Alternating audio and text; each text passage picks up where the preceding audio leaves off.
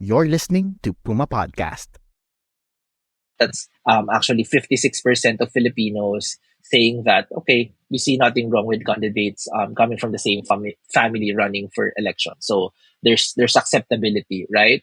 But at the same time, a majority, 50%, also say that they see that government officials or elected officials coming from the same families are more likely to be corrupt.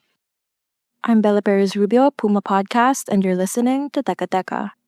In this episode, I tried to answer an age-old question with pollster and political scientist Cleve Arguelles. If Filipinos know dynasties are corrupt, why do they keep voting them back into power?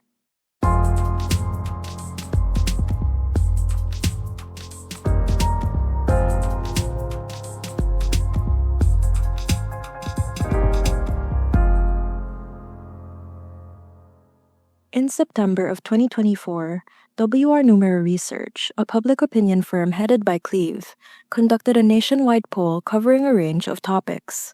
They surveyed nearly 2,000 Filipinos. You had this great section on political dynasties, which of course is very timely now that we know who's running for the midterm elections. Can you walk us through the gist of your findings?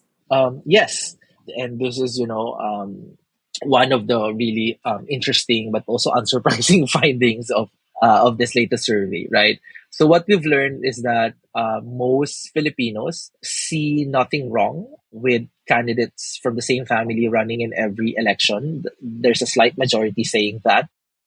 And yet, as you heard Cleve mention at the top of this episode, We accept political dynasties, but we do also know and feel that they tend to be more corrupt. how do you think they reconcile those two beliefs? How can both of these things be true, right? It doesn't add up for me. I understand why it would appear really as kind of like a paradox, right? Why? Why would people just accept them if they know they are corrupt? But as someone who also teaches political science and Philippine politics, and I say this a lot to my students, one of my favorite kind of like seemingly a paradox in Philippine politics is that corruption is always going to be unpopular, and Filipinos would always say that corruption is a problem in Philippine government, right? But corrupt politicians are popular. They get elected over time, right? So it's like unpopular corruption, but popular corrupt politicians. Is it acceptance in the sense that it's clear to them that there are alternatives? Or is it acceptance in a way that, oh, it's normal because I see this every elections, right? So, for example, gender roles, right? It takes a lot of unlearning and a lot of education and a lot of advocacy for us to unlearn those kinds of perceptions that these gender roles are natural. I think in the same manner, we also see that at play in terms of our political attitudes, that because we're used to seeing this time and then a time again, if we're not able to imagine and see other kinds of arrangements, then we wouldn't be able to imagine otherwise as well, right?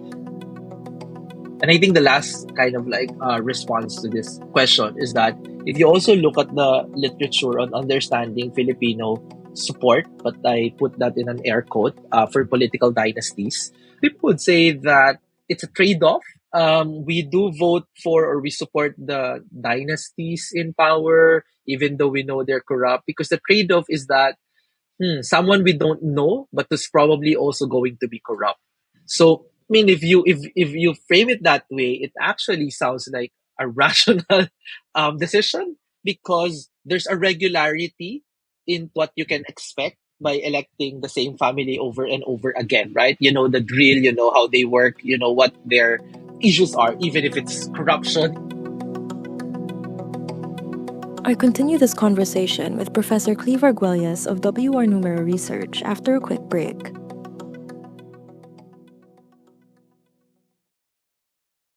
So again, it takes a critical juncture, it takes like a big political earthquake to probably shake Filipinos to see there's a better arrangement and we don't really have to settle with this. And there is evidence showing that Filipinos can be persuaded to vote dynasties out of power.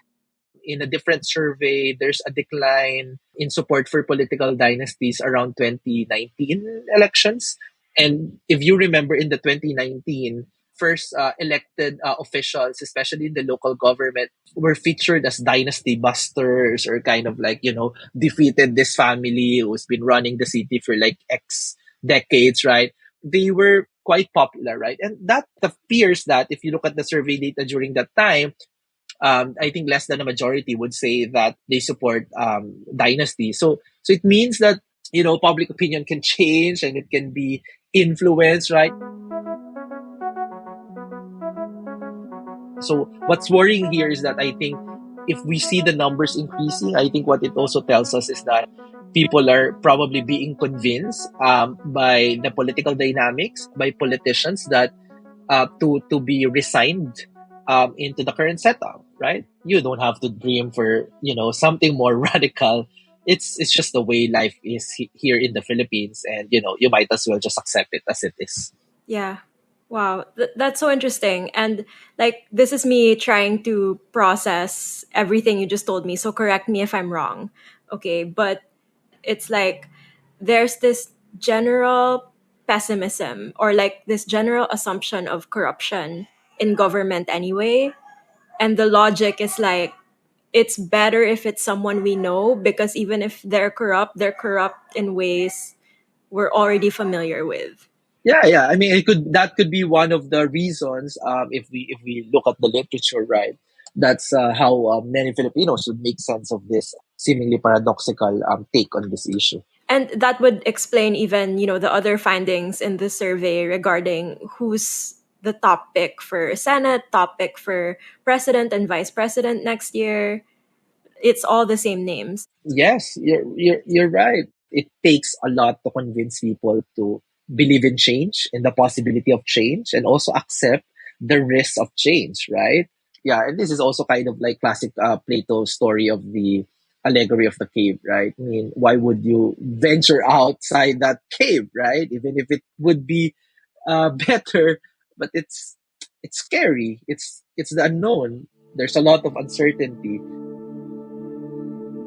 This is why I think the only thing that I would probably also emphasize here is that I don't really like it when the conversation surrounding this issue is like centered and focused on blaming the voters, right? That then it's the voters' fault, right? The bobotante trope, right? Because I think if you put yourself and kind of like understand the situation, it's kind of like, again, kind of like a rational position to take, give and take all of the uncertainties that you want to deal with. And especially if your perspective is that politics is not going to change my life, there will always be corruption in government. If you stack all of those pre-existing attitudes, it just meets the demand for or support for the political dynasties as well, right? In fact, we should be surprised and we should study more why some Filipinos are convinced, right, that political dynasties are not acceptable. I think that's such an important point, and I'm glad you made it. And it made me think about the fact that voters have voted for change candidates and been burnt before, at least from my perspective. There is a real risk in voting for a change candidate. I mean, the first person that comes to mind who ran successfully as a change candidate is President Duterte. No, yeah, I mean that's a great example. And in my past research, I always say that because there was a time that they were doubting whether Duterte is good or bad for democracy. I mean, this was during the early period of his presidency, right? And just drawing from my research, I would always say that at that point, I'm not sure if it's good or bad. I mean, now we all know, but at that point, I was just so happy to see so many people rediscovering their political agency. This is the final part of a series covering WR Numero's most recent public opinion findings. Part 1 covered the Philippine public's views on Palestine, and Part 2 covered how Filipinos are processing the Marcos-Duterte feud. We'll leave those links for you in the show notes. If you find these conversations interesting, please share them with a friend or two. Again, I'm Bella Perez-Rubio. Pidoy Blanco edited this episode, and our executive producer is Jill Caro. Thanks for listening.